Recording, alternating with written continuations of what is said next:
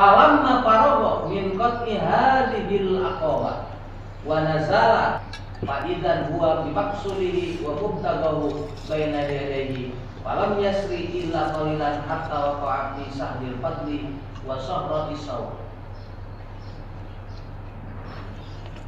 Barang urang fokus selalu bersyukur, dibere keur loba duit bersyukur, keur teu boga duit bersyukur, keur cager bersyukur, keur sehat bersyukur, keur gering bersyukur, leungeun keur nyeri bersyukur, keur teu nyeri bersyukur, mata keur jelas bersyukur, teu jelas ge bersyukur, terus bersyukur. Mata diwir ceuli leungeun jeung sajabana urang terus bersyukur.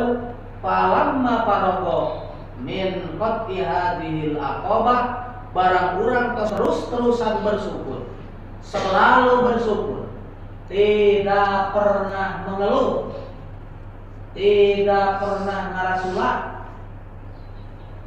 Faidan dina nalika urang geus terus-terusan bersyukur, wa bimaksudihi wa mubtaghahu baina yadayhi, berarti urang mulai didinya lah nepi kana tujuan urang ibadah teh kudu selalu bersyukur ka Allah Subhanahu wa ta'ala.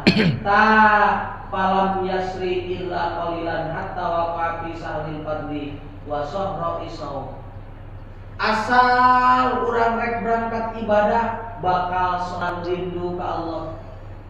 Urang teh bakal aya dina kagampangan kurnia Allah, urang bakal aya rindu nulir ibarat tegalan. Artina kieu, berarti urang asal rek ibadah teh bakal selalu rindu ka Allah Subhanahu wa ta'ala.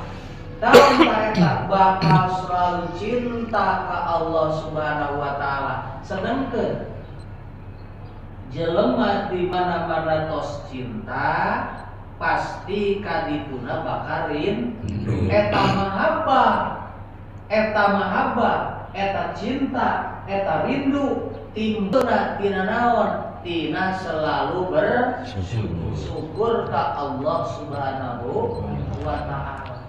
Moal torojol nyampak mahabbah, moal torojol nyampak rindu, lamun teu bersyukur